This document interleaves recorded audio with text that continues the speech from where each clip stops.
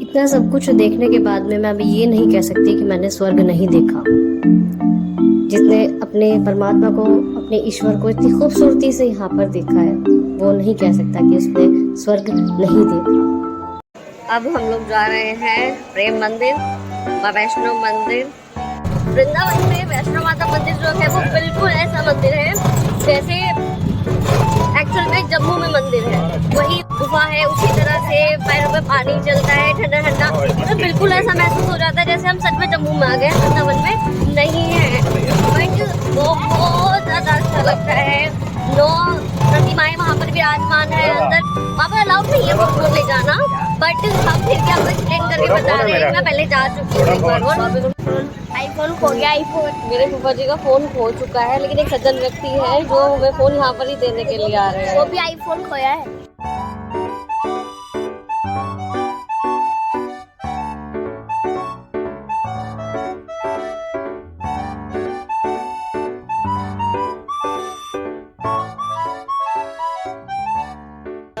हाँ, यही है वो जो हमें हमारा फोन देंगे। बहुत सज्जन व्यक्ति है and thank you so much, thank you so much, thank you so much. मैं नंबर हमारा और ये फोन था जो इन्होंने हमको दिया है वापस, इन भैया ने। थैंक यू भैया। बात कहीं पर भी जब भी कहीं जाते हैं और उस तरह कोई चीज़ हो जाए तो अनएक्सपेक्टेड होता है कि कोई चीज़ मिलेगी या नहीं मिलेगी, बट फिर भी आज के टाइम में बहुत अच्छे लोग हैं इन भैया के जैसे जो हेल्पफुल होते हैं, दूसरों की परेशानी को समझते हैं और खुद पैदल चल के आए थे दूर से, हमें हमारा फ़ोन वापस किया। हमारे वजह से बहुत लोगों को वेट करना पड़ा, बहुत लोग परेशान भी हुए।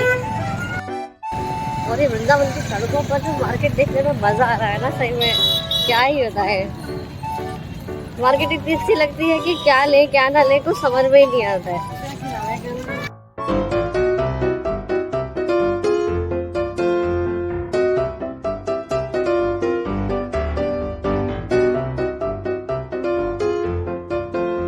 ये रहा प्रेम मंदिर, जो दिन में कुछ ऐसा दिखता है, सिर्फ और सिर्फ सफेद काम इसमें दिखता है। लाइटिंग के बिना ये बिल्कुल नॉर्मल दिखता है, बिल्कुल ही।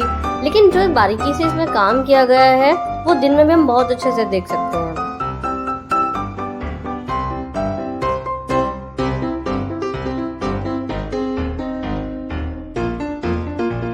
पैदल चलने का एक फायदा ये हो गया कि मैंने जो है वृंदावन में जितने मंदिर हैं पैदल ही देखे हैं और बहुत अच्छा लगा सारी चीज़ों को देख के, और इतना खूबसूरत लगा मुझे वृंदावन। बहुत खराब भैया है सही में, इन्होंने इतना पैदल चला चला के इतना थका दिया है ना, समझ में नहीं आ रहा है कि मैं पूरी यात्रा कैसे करूंगी अभी। अब हम लोग बहुत नज़दीक हैं माँ वैष्णो मंदिर के, जैसे कि आपको वीडियो में दिख ही रहा है। एक हल्की सी झलक प्रतिमा की दिखाई जा रही है और इस मंदिर की विशेषता मैं आपको बताऊंगी क्या है। बहुत ही विशाल मूर्ति यहाँ पर स्थापित है। जब इस मूर्ति के नजदीक जाते हैं तो आकाश से जुड़ी हुई मूर्ति प्रतीत होती है। 141 फीट ऊंची माँ दुर्गा की प्रतिमा का निर्माण कराया है सिर्फ एक व्यक्ति ने। और इस मंदिर की विशेषता ये है कि इसमें आज तक कोई दान नहीं लिया जाता है किसी भी तरह का, और सारी सुविधाएं जितनी भी इस मंदिर में हैं वो सब बिना किसी चार्ज के हैं, कोई चार्ज नहीं है। और जब इस मंदिर से आते हैं, आते हुए प्रसाद बिल्कुल ऐसे दिया जाता है जैसे कटरा में माँ वैष्णो के दरबार से प्रसाद दिया जाता है। वो छोटे छोटे पैकेट एंड चांदी के सिक्के जो दिखते हैं इस तरह से प्रसाद दिया जाता है। और आज के समय में सिर्फ एक इंसान के द्वारा मंदिर का निर्माण होना बहुत बड़ी बात है। आप लोग सभी देख रहे हो वृंदावन में माँ वैष्णो मंदिर, और मेरे पीछे देखिए कितनी सुंदर प्रतिमा माँ की यहाँ पर आज स्थापित है और बहुत ही आनंद आया। यहाँ पर माँ की गुफा भी है, बहुत देवियाँ विराजमान है। आप जरूर आइए और दर्शन जरूर कीजिए वृंदावन में माँ वैष्णो मंदिर के। जय माता दी। सर मेरा यहाँ से जाने का बिल्कुल मन नहीं कर रहा, बिकॉज मेरी ईस्ट माँ भगवती है और मुझे सच में ऐसा लग रहा है कि मैं जैसे इस टाइम जम्मू में हूँ ना कि वृंदावन में हूँ। बहुत अच्छा लग रहा है माँ वैष्णो मंदिर में आके। सही में मेरा बिल्कुल मन नहीं कर रहा है जाने के लिए। ऐसा लग रहा है कि थोड़ी छुट्टी मुझे और ले लेनी चाहिए थी, और कम लग रहा है टाइम की, बहुत कम टाइम मेरे को मिला है घूमने के लिए, दर्शन करने के लिए, मेरी यात्रा करने के लिए। चलते हैं प्रिया कांत जी के मंदिर।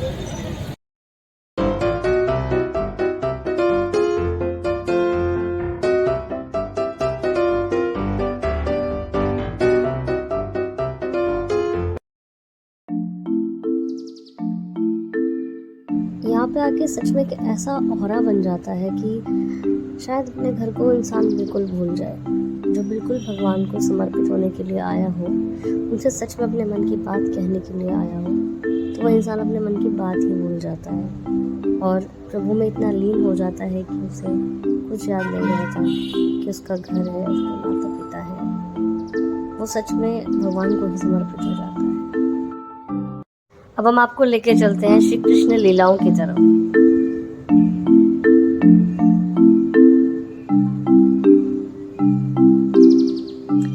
चलिए, ये गुफा है और इसमें जो है श्री कृष्ण जी के जन्म से लेकर कि कैसे श्री कृष्ण जी का जन्म हुआ नंद बाबा के यहाँ, और कैसे नंद जी अपने नन्हे से कन्हैया को लेकर यशोदा जी के पास गए थे। और ये रही बाल लीलाएं श्री कृष्ण जी की कि एक उत्साह के साथ में उनको स्वागत किया गया उनके परिवार में। और नटखट तो खैर शुरू से थे ही हमारे कान्हा जी और नंद गोपाल जी, सभी सखियों को, अपनी माता को दौड़ा के रखा।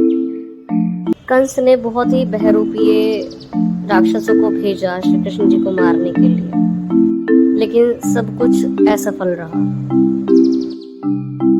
टाइम का ध्यान रखते हुए और आप सभी को सब चीजें दिखाते हुए, इनकी बाल लीलाएं दिखाते हुए आगे बढ़ते हुए जाना भी है, आगे की यात्रा पूरी भी करनी है। और यहाँ देखते हैं कि कैसे श्री कृष्ण ने एक नाग के मुख के ऊपर नृत्य किया था।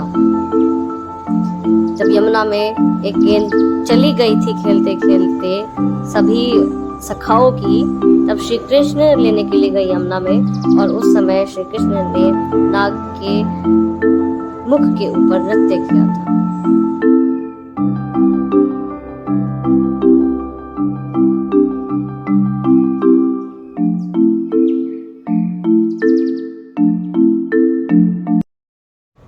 और यहाँ देखिए कैसे होली के रसिया की जय यूं ही नहीं कहा जाता कि होली पर्व यहाँ पर बहुत ही धूमधाम से मनाया जाता है।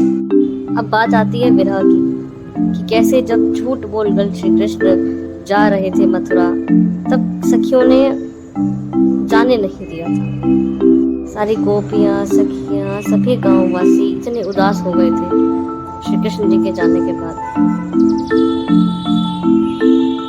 बचपन से ही वध किए इन्होंने बहुत ज्यादा, और उद्धार किया, कई राक्षसों को मारा, तो उनका उद्धार ही हुआ उस समय में।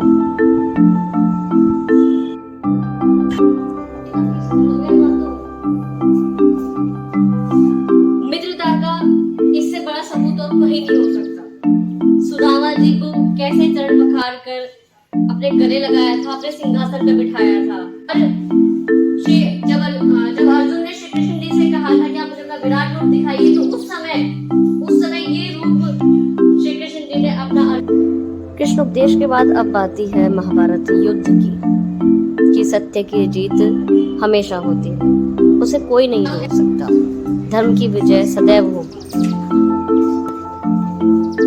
और अंत में जब हुई थी सत्य की जीत, श्री कृष्ण की नारायणी सेना उनके साथ थी, विजयी हुए थे। तो जीत तो निश्चित थी, लेकिन जीत निश्चित थी धर्म की, सत्य की।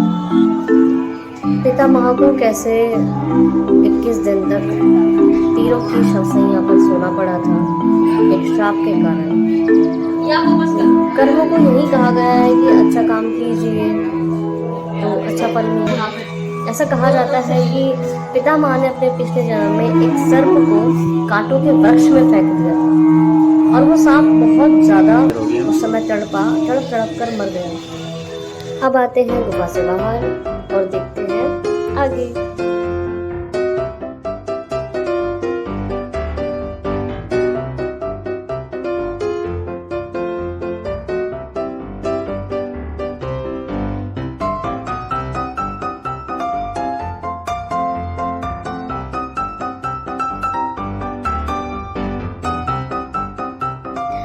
अरे फोटो लेना कैसे भूल सकते हैं? वो तो बिल्कुल भी नहीं भूल सकते। कहीं पर आए और फोटो ना हो तो ऐसा तो बिल्कुल भी नहीं हो सकता। लेडीज के साथ तो बिल्कुल भी नहीं हो सकता। शॉपिंग और फोटो ये दो चीज तो होती है। हम कहीं पे भी जा सकते हैं, लेकिन गोलगप्पे खाना कभी नहीं भूलेंगे। तो हमेशा की तरह गोलगप्पे खाए जा रहे हैं यहाँ पे भी।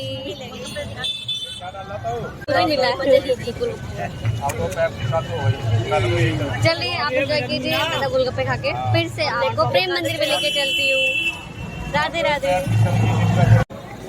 और बस अभी थोड़ी सी देर में हम पहुंचने वाले हैं प्रेम मंदिर, जिसका मुझे सबसे ज़्यादा इंतज़ार रहता है बांके बिहारी जी के दर्शन के बाद में, और राधा रानी के दर्शन से पहले जिसका मुझे इंतज़ार रहता है प्रेम मंदिर देखने। मुझे बहुत वेट रहती है, वो बहुत सुंदर है।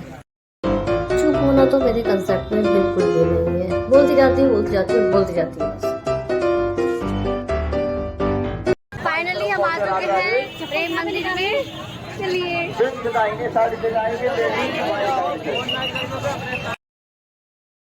गर्मी बहुत ही ज़्यादा वाली है, बट फिर भी हम लोग देख रहे हैं, प्रेम मंदिर के दर्शन कर रहे हैं, और वही लाइटिंग बहुत सुंदर लग रही है यहाँ पर।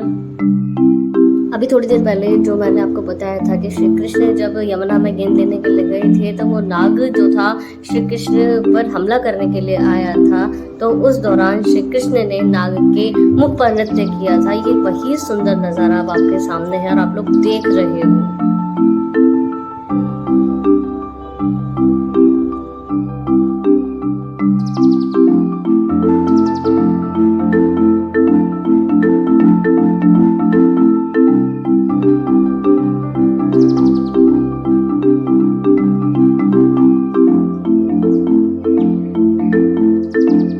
इस टाइम मेरे चेहरे पर जो खुशी है वो देखने लायक है, क्योंकि वहां जाके मैं इस टाइम सब कुछ भूल गई हूँ। सिर्फ श्री कृष्ण और श्री कृष्ण मुझे याद है।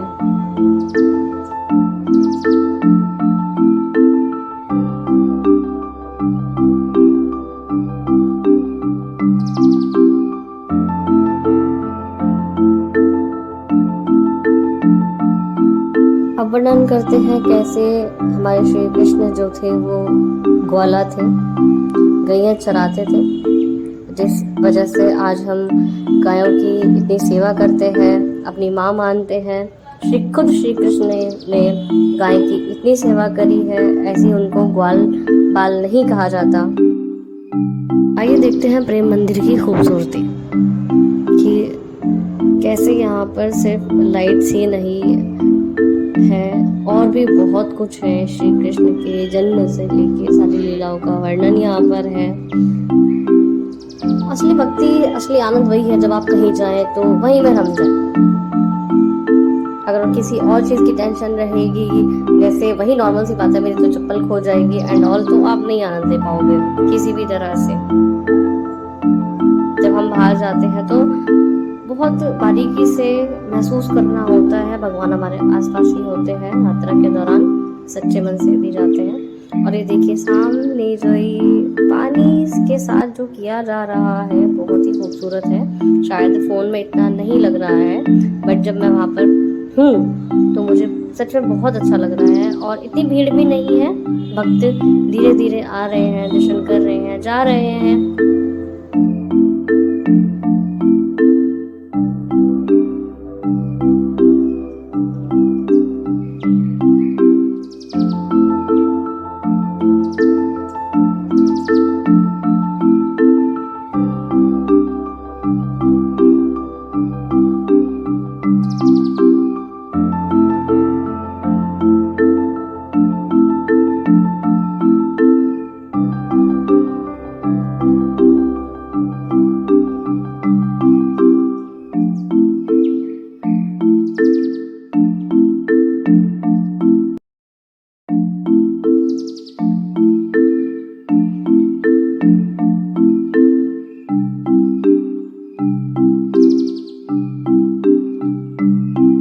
इतना सब कुछ देखने के बाद में मैं अभी ये नहीं कह सकती कि मैंने स्वर्ग नहीं देखा।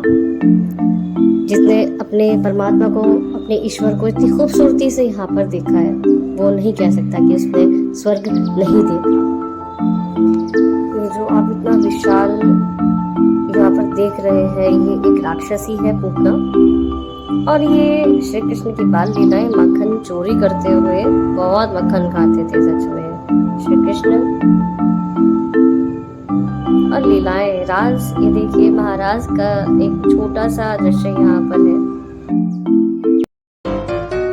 अब हम लोग आ गए हैं इस्कॉन मंदिर। हाँ जी, इसको अंग्रेजों का मंदिर भी कहा जाता है। यहाँ पर एक गुरु आए थे विदेश से, जो कृष्ण भक्ति में इतने लीन हुए कि यहीं पर ही रह गए। तभी से इस संस्था को चलाया जा रहा है।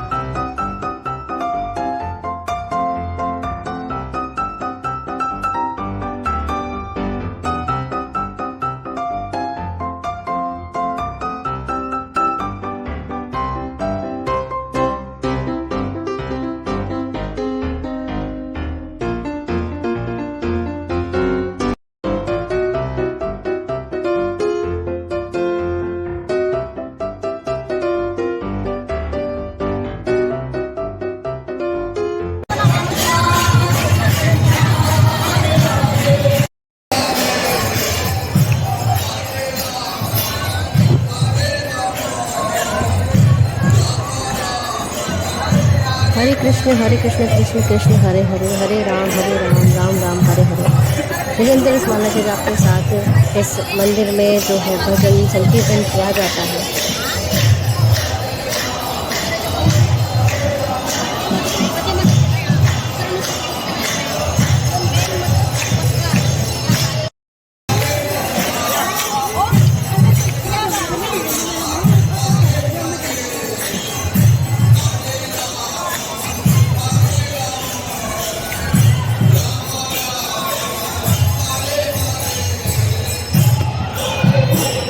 इतना ही नहीं, यहाँ मौजूद जो है सभी लोग इतनी भक्ति में लीन रहते हैं इन ढोलक मंजीरों के साथ में। इंडियन तो इंडियन, यहाँ पर हम भारतवासी ही नहीं हैं, यहाँ पर रशियन से, रूस से और अन्य विदेशों से भी लोग यहाँ पर आकर इसी तरह से मगन रहते हैं, जैसे इस समय आपको मैं दिख रही थी।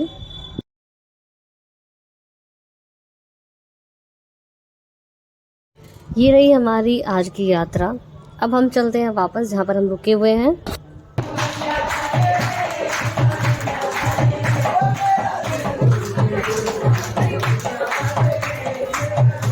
जब हम यहाँ पर आते हैं तो सोना तो बहुत मुश्किल लगता है कि सोने का टाइमिंग भगवान हमें इतनी शक्ति दे कि हम सोने का टाइमिंग भी यहाँ पर ना निकालें और सिर्फ इसी तरह से संकीर्तन करते रहे, लीन रहे प्रभु में। और अगली वीडियो में दिखाएंगे हम आपको बरसाना। कितना खूबसूरत है बरसाना, पूरा गांव आप इस समय से देख सकते हैं।